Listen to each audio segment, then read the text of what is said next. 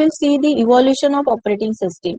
So the earlier operating system, it was called as batch operating system. After that, the multi-programming operating system was developed in the third generation of the computer. And after that, in the fourth generation of the computer, different types of operating systems was developed. That is time sharing operating system, then embedded operating system. After that, network operating system is there. Then distributed operating system and multiprocessing operating system and real-time operating system. So these are the different changes in the operating system. So now we will learn it one by one. That is what was the batch operating system and what is the real-time operating system and how these changes are done and how the functions of the operating systems are increased along with these operating systems. So we will learn it one by one. So first one is the batch operating system. So see, this batch operating system, it was used in the first generation and second generation of the computer. So batch operating system means here jobs are given as an input to the computer in terms of batch or in terms of groups. So here in this diagram, you can observe that there is no direct interaction of the user with the computer. Here you can see that on the left hand side we are representing users and on the right hand side we are representing the computer, and there is no direct interaction in between the user and the hardware system or in between the user and the machine. So here at the user side, user prepared a job, that is user prepared input data, then that data it is saved onto the punch card or it is saved onto the magnetic tape, and then these different jobs that are prepared by different users that are submitted to the computer operator. Then computer operator, that jobs are collected by the computer operator, and according to their similar needs, that jobs that are grouped. So all that jobs are grouped means, for example, the payroll jobs that are grouped together, then banking jobs are grouped together, then the scientific jobs that are grouped together, then these jobs that are grouped together into different batches, and these different batches that are given as an input to the computer system. Then computer system that it was able to execute this job one by one, means at a time only one batch or one job it was executed by the computer system. And suppose batch 1 means currently your computer system it is executing the batch 1, and then batch 2, this job it is in the ready queue, is that that job it was present in the ready queue. And suppose now this batch 1 it is waiting for the input output resources. Suppose now it is waiting for the printer, that time your cpu it is in idle state, and then that at the same time it is not possible for the second job to use the computer because currently the batch 1 it is holding the cpu, so it is not possible for the operating, that time no operating system was there in the first generation, no operating system was there. So because of this, the swap in and swap out of different jobs, it was not possible at all.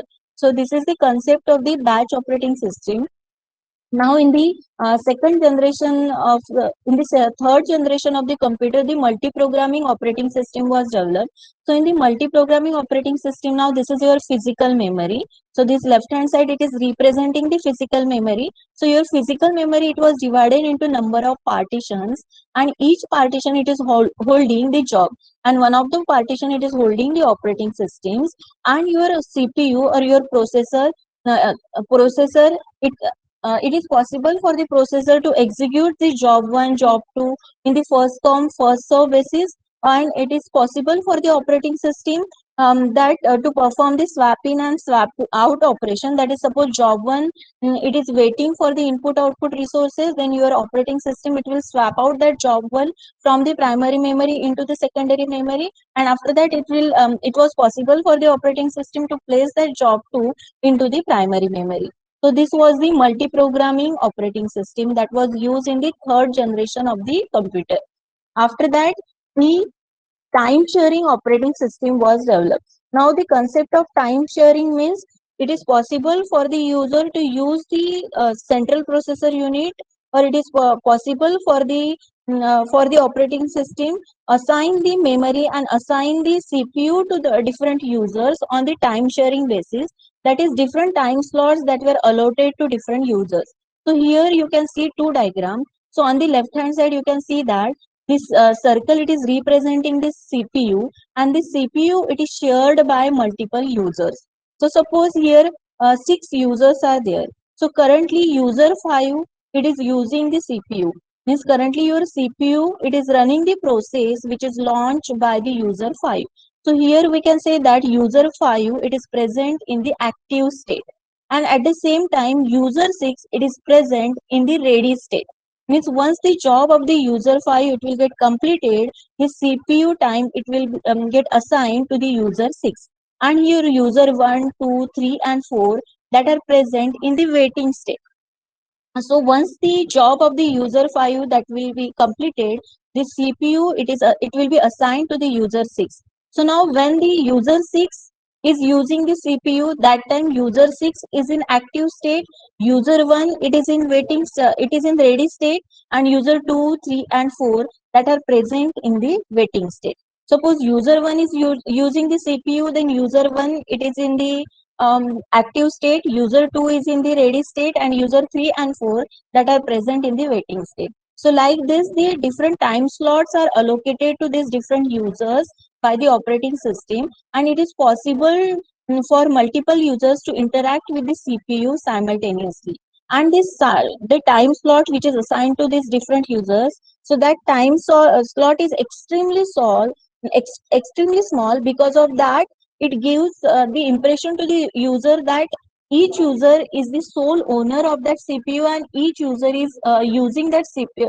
Each user, he or she will feel that currently he is using the CPU only. No other user is present, and only that user is using that CPU. Okay, so here on the right hand side diagram, you can observe that here different processes are running. Means for example, single user is there. Let us consider that single user is there, and he is using the computer system, and at the same time he is typing some document by using the word. At the same time he is checking the mail. At the same time he is searching something on the web browser. So here single user is able to perform different tasks at a time. And if the multiple users are there and single CPU is there, then that single CPU that are shared by different dumb terminals. For example, if only monitor is there and keyboard is there, then that are called as dumb terminals, which are present without the processor. And it was possible for all these dumb terminals to interact with the central processor by using the time sharing concept. And the railway reservation system or airline reservation system, these are the examples of the time sharing operating system, where it is possible for the multiple user to share the server of the railway system, or to share the airline server of the airline system on the time sharing basis. So this is the next generation of the operating system. And after that, the next generation of the operating system is the embedded operating system. What is the embedded operating system? So these embedded operating system that are designed to work for different dedicated devices, that are designed to work on for different types of hardware devices. For example, different types of embedded operating systems are developed for different types of hardware devices. For example, digital camera. In digital camera, the embedded operating system is there, which is designed for the digital cameras only. Then the operating system which is used in the DVD player, the operating system which is used in the MP3 player, then in microwave oven, the embedded operating system is there. Then in the Xerox machine, in the gaming system, then in the set-top box, wireless routers, industrial robots, then GPS receivers. So in all these systems, all these are the dedicated devices which are designed to achieve the specific task, and in all these devices the operating systems are loaded, and that different operating systems are called as embedded operating system. So one of the example of the embedded operating system is your ATM system, that is ATM system of the bank. So in the ATM system, the embedded operating system is loaded, and that operating system, it is designed to achieve the task of the banking system only. So in the ATM system, the embedded operating system is present, and in the bank, the computer is present or servers are present. And if the transaction is done by using the ATM system, then all that transaction that would be reflected into the computers or into the host computers which are present into the bank. Means the all the computers which are present in the bank, and the different ATM machines which are located at different places. So the operating system of the which is embedded into the ATM system, and the operating system which is present into the host computer, which is present in the bank, so that are connected, so that if any transaction is done in the ATM system, all the transactions that are reflected into the computer which is present into the bank. So these are the examples of the embedded operating system. After that, the next type of operating system is the network operating system. Now, what is the meaning of the network operating system? So, in the network operating system, all the computers are sharing some common resources. So, here you can observe that different terminals are there, and all these terminals are sharing the common operating system, which is called as network operating system. And all these computers that are connected by using LAN, which is called as local area network, or that can be connected by using MAN, which is called as metropolitan network, or that can be connected by using WAN, which is called as wide area network. So you will learn all this concept of LAN, WAN, and MAN in the subject computer network. So here, all these terminals that are sharing some common resources, so that are sharing the common server, or that are sharing the common printer. So very common example of LAN is that, so let us consider our college building. In our college building, suppose only one server is there and 100 computers are there.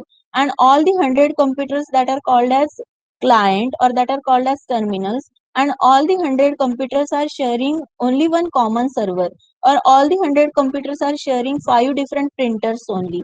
So all these computers are connected to the server by using the network operating system. So one of the example of the network operating system is the novel network, which was introduced in 1983. So because of the network operating system, it was possible for the different terminals to access the common resources, that is to access the common input output resources, or to access the common operating system. Now, if all the systems are connected by using MAN, what is the meaning of MAN? So if we will consider a single building, and in that single building, if all the computers are connected by using the common server, then that is called as local area network. But now let us consider two different buildings. And in between the two different buildings, suppose all the computers of the two different buildings that are connected by using the network operating system, then that is called as MAN. And WAN means wide area network, means suppose now the servers that are located at different geographical places, that are located at different locations. Means here we can take the common example of the Facebook server, or WhatsApp server, or Google server. So here servers are located at different places, and all that servers that are shared by multiple users who are present at different places. So that is the example of the WAN. So in LAN, WAN, and MAN, the network operating systems that are shared by the different systems and by the different users.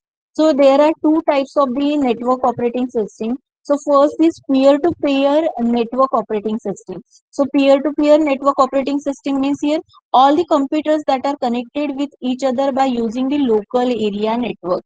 Local area network means here all the computers are sharing the common resources, but all that computers are present in a for example, if all the computers of the single building that are connected with each other, then we can say that they are using the peer to peer network, and they are sharing the common operating system. Okay, so another type of network operating system is the client server network operating system. So in the client server network operating system, the server, it provides the services to the client, and client, it uses the services which are provided by the server. So here client server concept is there. So here you can consider that if this is the file server, then that server, it is used by the different workstations. And again here in the client server network operating system, it is possible that all that servers, all that clients that are located at different places, and all are sharing some one common server, that is all are sharing some common information, or all the files which are saved into that common server, but all that clients that are located at different places. So that is the example of the client server network operating system. After that, another type of operating system is the distributed operating system. So in the client server operating system, you have observed that only one server is there. That server, it is shared by different clients, and services provided by the server that are used by the different clients. But here the distributed operating system means here different types of servers are there and different number of users are there. That is, number of servers are there, number of users are there. Servers provide services to the clients and client uses the services provided by the servers. And suppose one of the server is failed because of some critical situation, then that server is replaced by the another server. So very common example of the distributed operating system is again your Facebook server or your Google server. A lot of servers are there and all that servers are connected with each other by using the communication network, and that servers are shared by the number of users. Then another example of the operating system is the real-time operating system. So now what is the real-time operating system? So let us consider these examples. For example, traffic control, that is the operating system which is embedded into this traffic signal, or the operating system which is embedded into the automatic car, or the operating system which is used to drive the aircraft. So all these are the examples of the real-time operating system. Real-time operating system, the time is very important. That is, time constraint is there. That is, real-time input is given to the system, and the output it is required that should be generated by the system in a given time. So delays, yes, delays are not accepted. Delays are not accepted in the real-time operating system. That is, suppose the missile is there. So if embedded operating is there, which is present in the missile, which is called as real-time operating system, and if that missile it is launched, and if that missile it will not hit the target within the specific time, within the specific time limit, then your system that will get failed. So that is the example of the real-time operating system.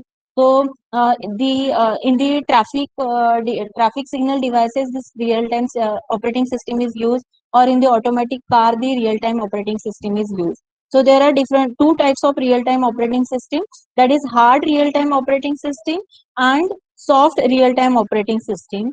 So in the hard real time software real time operating system, the strict deadlines are followed by the system. For example, just I had given you the example of missile. That is, if the missile it will not hit the target within the given time, then your system it will get failed. So that is the example of the hard real-time operating system. Aircraft, this is another example of the hard real-time operating system. And the another type of real-time operating system is the soft real-time operating system. Now currently I am giving you online lecture. So here I am giving you online lecture. So this is the example of this soft real-time operating system.